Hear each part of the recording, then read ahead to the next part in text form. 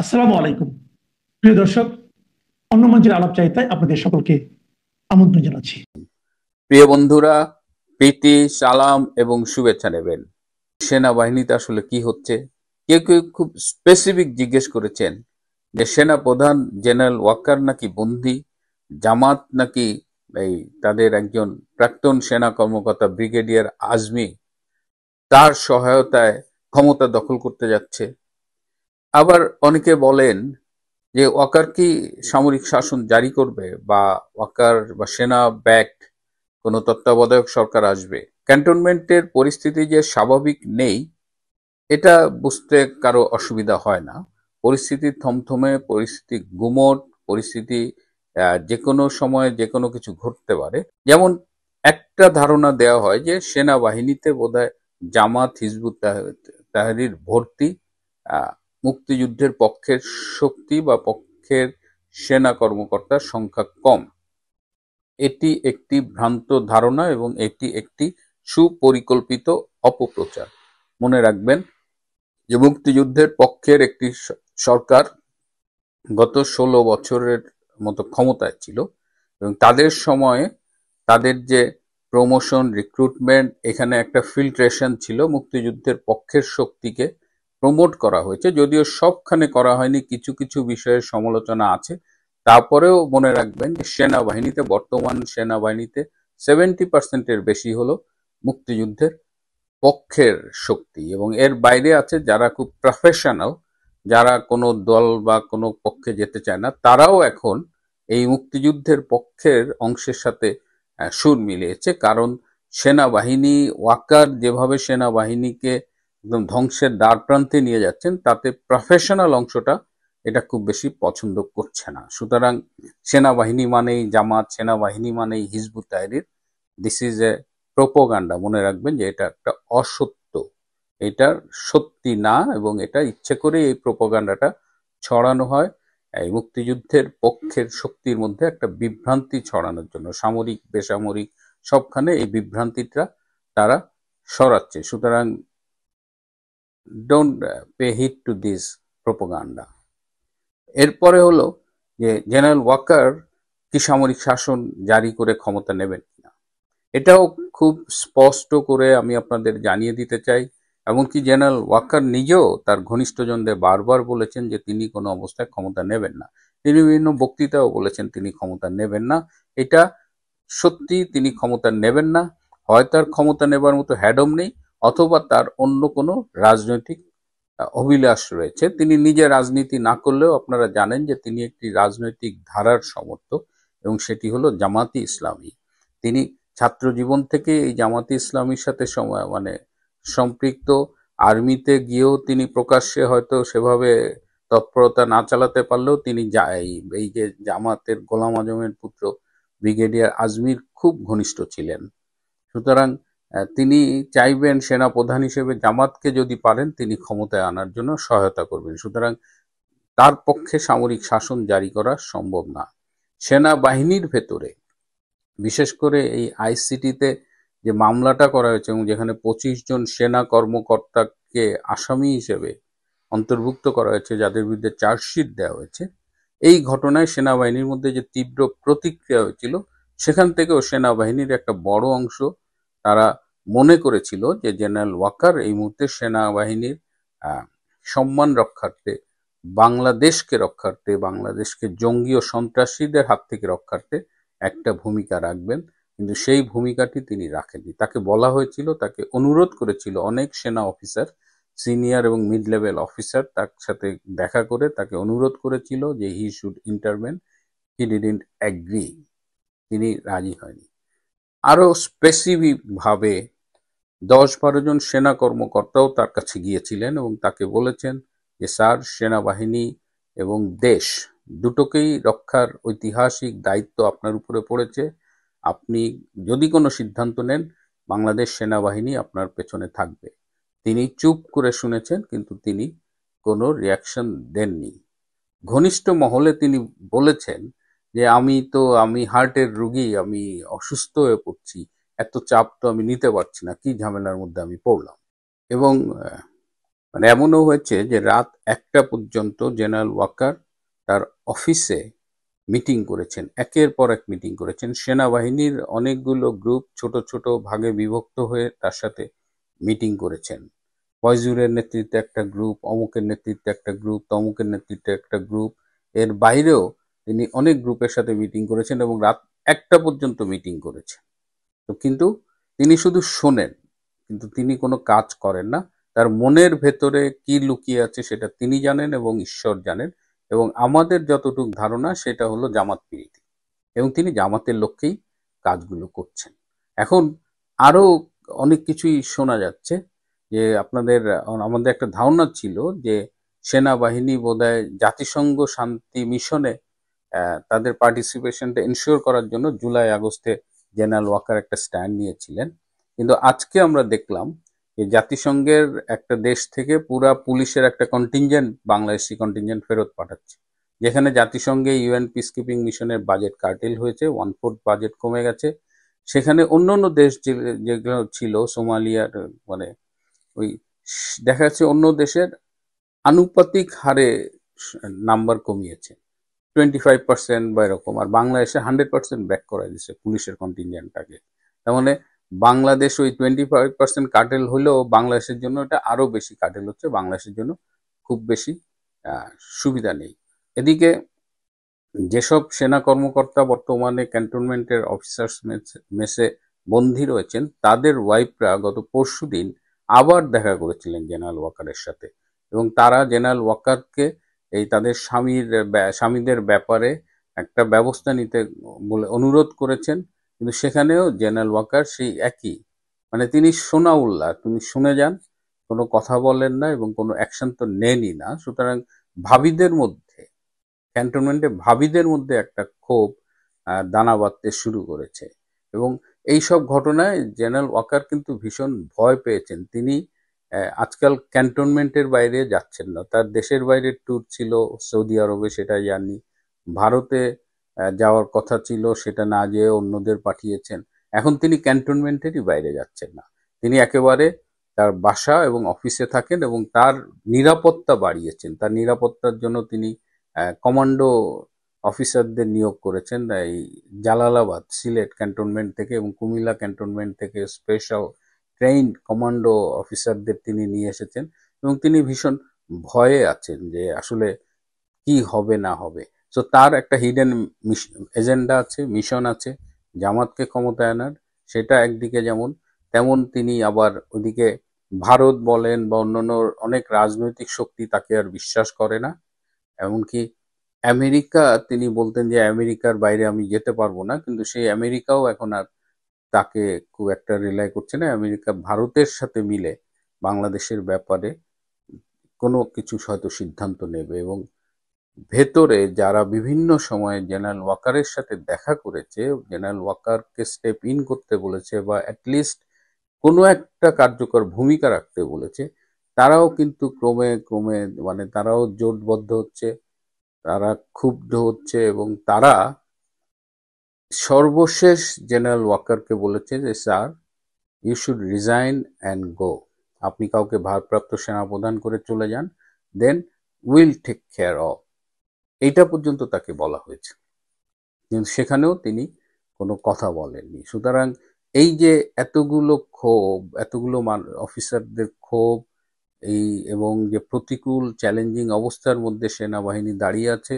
যে কোনো দিন যে কোনো মুহূর্তে ঘটতে পারে। তবে যারা বলছেন যে জামাতের ব্রিগেডিয়ার আজমির সহায়তায় জামাতপন্থী সেনা কর্মকর্তারা ক্ষমতা নিচ্ছে, আর্মির ক্ষমতা নিচ্ছে, এবং জেনারেল ওয়াকার এই মুহূর্তে গৃহবন্দী, তাদের এই তথ্যটি সঠিক না। জেনারেল ওয়াকার এই মুহূর্তে গৃহবন্দী না, কিন্তু তিনি স্বেচ্ছাবন্দী বলা যায়, নিজস্ব নিরাপত্তার গেরাটপের মধ্যে নিজেকে আটকে রেখেছেন। 13 নভেম্বর ঢাকা শহরে কি ঘটছে, এই টেনশনে, এই উত্তেজনায় আমাদের যে সিনিয়র সিটিজেন উপদেষ্টা বৃন্দ ঘুমাতে পারছেন না, ব্লাড প্রেশার হাই হয়ে গেছে, ডায়াবেটিস হয়ে গেছে, ঘন ঘন মাথা চুলকাচ্ছেন, মাথা ঘামছে। তাদেরকে নিশ্চিত করার জন্য আজকের এই ভিডিও। এবং একই সাথে দর্শক, আপনারা যারা ভাবছেন যে আগামীকাল 13 নভেম্বর ঢাকা শহরে কি হয়ে যাবে, কমপ্লিট লকডাউন, এই লকডাউনের মাধ্যমে বাংলাদেশ আওয়ামী লীগ এই প্রথমবার ঘোষিত একটি রাজনৈতিক কর্মসূচি দিয়েছে।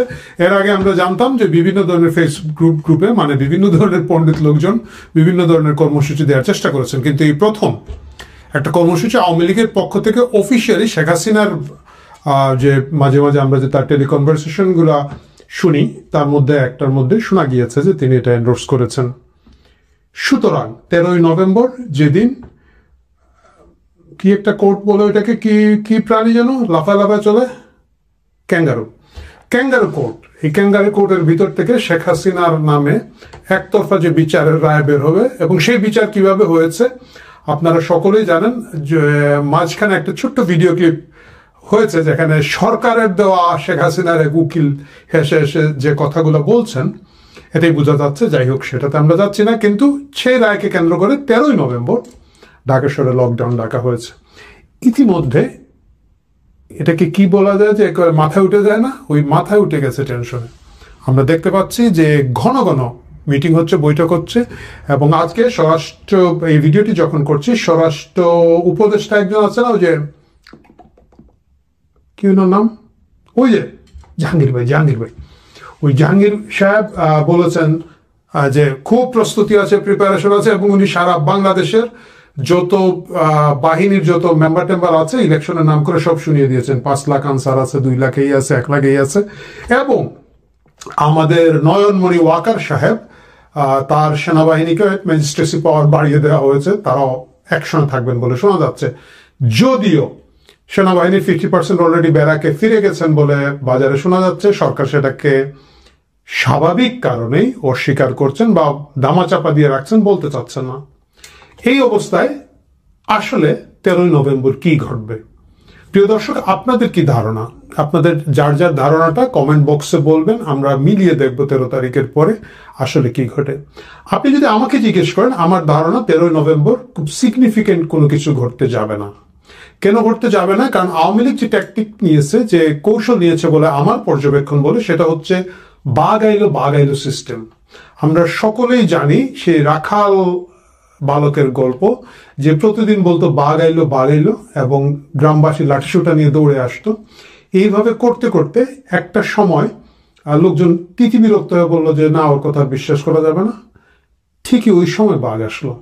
আমার ধারণা আওয়ামী লীগ এখন এই বাঘ আইলো স্লোগান দেওয়া শুরু করেছে, এবং এই স্লোগান আপনারা দেখবেন যে তাদের কিছু প্রস্তুতি হচ্ছে। বাইরে তারা প্রচুর মিছিল করছে, ঢাকা শহরের বিভিন্ন জায়গায় মিছিল করছে, এবং এই মিছিলগুলো এখন আগে যেটা বলে একটু কি বলা যায়, তাদেরকে নিয়ে একটু হাসি ঠাট্টা করছিলেন আমাদের সরকারি দলের লোকজন, যে এইখানে জয় বলে আর 2 মাইল দূরে গিয়ে বাংলা বলে। এখন দেখা যাচ্ছে যে তারা দাঁড়িয়ে একই জায়গায় জয় বাংলা বলা শুরু করেছে, লোকজন বাড়ছে। আমি জানি না এই লোকজন আওয়ামী লীগ কোথা থেকে পাচ্ছে, কারণ আমার যতটুকু জানা যে বাংলাদেশের সব জেলখানা তো আছেই, যেগুলো পুরনো জেলখানা ছিল ওগুলো ধুয়ে মুছে পরিষ্কার করা হয়েছে, যেগুলো উদ্বোধনের অপেক্ষা ছিল সেগুলো চালু করে দেওয়া হয়েছে, কারণ আওয়ামী লীগের নেতাকর্মীকে জায়গা দেওয়া যাচ্ছে না। এই পরিমাণ নেতাকর্মী তারা গ্রেফতার করেছেন। এর বাইরে যেটা আছে আমরা জানি যে এনসিপি এবং আমার বিএনপি ভাইদের কি বলে মামলা বাণিজ্য, এক হত্যা মামলায় 300 লোকের নাম দিয়ে যারা টাকা দিতে পারে দেয়, তার বাকিদেরকে ঢুকিয়ে দিচ্ছেন। এই যখন অবস্থা, তখন 13ই নভেম্বর আসলে কি হতে যাচ্ছে? নাম্বার 1, আমার কাছে মনে হচ্ছে যে আওয়ামী লীগ 13 তারিখে খুব বড় আকারে কোনো জনসমাগম এই মুহূর্তে ঢাকা শহরে করবে না। এটা করবে না কারণ তারা তাদের শক্তি সঞ্চয়ের জায়গাটা রাখতে চায়। দ্বিতীয় যে জিনিসটা আমরা দেখতে পাচ্ছি, তারা ওই ফাঁদে পা দিতে চাচ্ছে না। হুট করে গত 2-3 দিন ধরে প্রচুর ককটেল বিস্ফোরণ হচ্ছে গোটা ঢাকা শহরে। দ্বিতীয় হচ্ছে বিভিন্ন জায়গায় আবার সেই আগের সিগনেচার যেটা হচ্ছে বাস পুড়িয়ে দেওয়া, সে বাস পুড়িয়ে দেওয়া হচ্ছে, এবং এইভাবে একটা টেনশন উত্তেজনা তৈরি করে আওয়ামী লীগ যে বাস পোড়ায় এই দাগটা আওয়ামী লীগের উপরে দিতে চাচ্ছে। কিন্তু আমার কাছে মনে হচ্ছে যে আওয়ামী লীগ যদি বাস পোড়াতো, আমি বলছি না যে তারা খুব সহজ সরল ভালো লোক, তারা এগুলো করে না বা অতীতে করে নাই, সেক্ষেত্রে হয়তো বড় সিগনিফিকেন্ট সংখ্যা হতো, মানে তাদের যদি সেই প্রস্তুতির জায়গাটা থাকতো। আওয়ামী লীগের পক্ষে ঢাকা শহরে 50টি বাস একদিনে পুড়িয়ে দেওয়া সম্ভব। 7টা জায়গা ককটেল মেরেছে, একটা জায়গায় দেখলাম আবার এনসিপি দৌড়ে গিয়া একটা ছেলেকে গ্রেফতার করে ফেলেছে বা ধরে ফেলেছে। সেই ছেলে আবার শিবির করে বলে আমি দেখলাম বিএনপির এক নেত্রী বলছেন, রাজনীতি ভাই। যাই হোক, এখন ওই 7 জায়গায় ককটেল ফাটিয়ে বা 10 জায়গায় ককটেল ফাটিয়ে ত্রাস করার জায়গায় না। আওয়ামী লীগের সেই সামর্থ্য আছে, তারা একসাথে 100, 150, 200 জায়গায় ঢাকা শহরের ভিতরেই হয়তো 2 ঘন্টার ব্যবধানে ককটেল বিস্ফোরণ ঘটাতে পারতো বা ত্রাস তৈরি করতে পারতো। বোঝাই যাচ্ছে এগুলো হচ্ছে এক ধরনের ম্যাপিং। এগুলা হয় এজেন্সি করতে পারে, সরকার করতে পারে, অথবা আমি বলছি না যে আওয়ামী লীগ করতে না পারে, আওয়ামী লীগও করতে পারে, কিন্তু দলীয়ভাবে স্ট্রাকচারড ওয়েতে তাদের আক্রমণ হলে আরো অনেক বড় আক্রমণ হতো। এই সব কিছু মিলিয়ে 13ই নভেম্বরের যে কর্মসূচিটি আছে সেটা কিছুটা আমি বলবো যে জনসমর্থনের উপর নির্ভর করে আওয়ামী লীগ একটু চেক করতে যাচ্ছে, এবং সেই জনসমর্থন কিছুটা তারা পাবেন। আমরা দেখলাম যে কিছু কিছু মিছিল যেটা হচ্ছে, তারা কেন এখন দৌড় দিয়ে মিছিল করছে না, ধীরে সুস্থে মিছিল করার সুযোগ তৈরি হচ্ছে। এর কারণ হচ্ছে আশেপাশে জনগণ রিয়েক্ট করছে না, যেটা একসময় ধরে নেওয়া হয়েছিল যে আশেপাশে জনগণ বোধহয় বিরক্ত হবে। বরঞ্চ কিছু কিছু জায়গায় আমি যদি বলি যে আমার কাছে মনে হয় যে জনগণের এক ধরনের মৌন সম্মতিও আছে, এবং এই মৌন সম্মতি থাকাটা হচ্ছে সিগনিফিকেন্ট। এবং আওয়ামী লীগ যদি তার রাজনীতিতে ফেরত আসার চেষ্টা করে চায়, সেটা তাদেরকে জনগণকে নিয়েই করতে হবে। সেটা ককটেল দিয়ে হবে না, সেটা বাস পুড়িয়ে হবে না, সেটা কোনো ধরনের সংঘর্ষ সংঘাতের মাধ্যমে হবে না। শুধু তাই নয়, তাদেরকে যাতে বাস পোড়ানো এবং ককটেল মারার জন্য কেউ চিহ্নিত না করে, এই জায়গাটা তাদেরকে খুব সতর্ক থাকতে হবে। এই দুটো সতর্ক জায়গায় যদি তারা থাকতে পারেন, জনসম্পৃক্ততা যদি তৈরি হয়, তাহলে আওয়ামী লীগ 13 নভেম্বর যে উত্তেজনা তৈরি করেছে, যে টেনশন তৈরি করেছে সরকার এবং সরকারি সকলগুলো রাজনৈতিক দলের মধ্যে, এইটা হয়তো কেটে যাবে। কিন্তু এটা কি শেষ? এখানে কি কাহিনী শেষ হয়ে যাবে? এটা আসলে কাহিনী শেষ হবে না।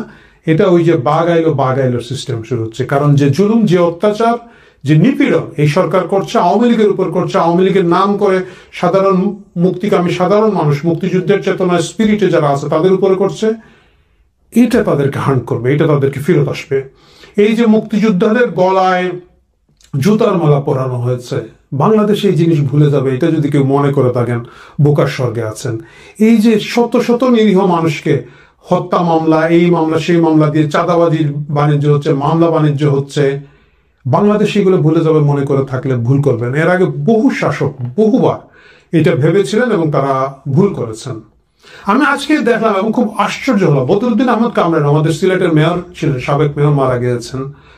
ওনার বাড়িতে গেছে ওনার ছেলে শিপলুকে গ্রেফতার করতে গিয়েছে। শিপলু আওয়ামী লীগের নেতা, তাদেরকে পায় নাই। তাদের পাশের ঘরে, মানে এটা একটা জয়েন্ট ফ্যামিলি, আমি ওই পরিবারকে চিনি, খুব ব্যক্তিগতভাবে চিনি, জয়েন্ট ফ্যামিলি, তাদের অনেকগুলা বাসা আছে, মানে পুরনো বাড়ির কম্পাউন্ড, গ্রামের বাড়ির মতো। ক্লাস 9-এ পড়া তার ভাতিজা, যেটা ইংরেজি মিডিয়াম স্কুলে পড়ে, ঢাকা সিলেটের একটা ভালো স্কুলে পড়ে, সে নিরীহ একটা লেখাপড়া করা ছেলে, তাকে গ্রেফতার করে নিয়ে এসেছে। এবং এর আগে আপনাদের মনে আছে শিবিরের সাথী একটাকে জুলাইয়ের আন্দোলনের সময় পুলিশকে যাত্রাবাড়িতে হত্যা করে ঝুলিয়ে রাখার অপরাধে গ্রেফতার করা হয়েছিল। এবং আমরা ব্যাপক সুশীল সমাজ হাহাকার, আমি সহ হাহাকার করে উঠেছিলাম, আহারে এই কচি ছেলেটার উপরে কি জুলুমটা যে এই আওয়ামী লীগ সরকার করছে। আমরা যারা সেই হাহাকার করছিলাম, আমার মনে হয় আমি ছাড়া আর কেউ এখন এই যে বদরুদ্দিন আহমদ কামরানের ক্লাস 9-এ পড়া ভাতিজা, তাকে কোনো কারণ ছাড়া পাশের বাসায় থাকে, তাকে গ্রেফতার করে ফেলা হলো। এবং বলা হয়েছে অনেক দূরে, লালাবাজারে, মানে লালাবাজার কিন্তু শহরের ভিতরে না, বেশ দূরে একটা জায়গায়, নাকি হাইওয়েতে সে কোনো একদিন মিছিল করছিল ছাত্রলীগের নামে। এই যে জুলুমবাজি করছে, কারণ হচ্ছে আর তো গ্রেফতার করতে করতে আর বাকি নাই। গ্রেফতার করতে করতে এসে এখন ক্লাস 9-এর বাচ্চাদেরকে ঠেকছে, আগামীতে হয়তো ক্লাস 7-এর বাচ্চাকে গ্রেফতার করতে যাবে, ক্লাস 5-এর বাচ্চাকে গ্রেফতার করতে যাবে, এবং এগুলো ঘুরে আসবে না, ফিরে আসবে না, সেটা আশা করে লাভ নাই। সুতরাং বাঘ আইলো নিয়ে আমি উপদেষ্টাদেরকে বলবো যে এই মুহূর্তে আপনারা ভয় পায় না, কিন্তু একটা সময় এই যে নির্যাতন আপনারা করছেন, এই যে নিপীড়ন আপনারা করছেন, এর প্রতিটি আপনাদের কাছে ফেরত আসবে, এবং তখন আমি পিছন থেকে দাঁড়িয়ে বলতে পারবো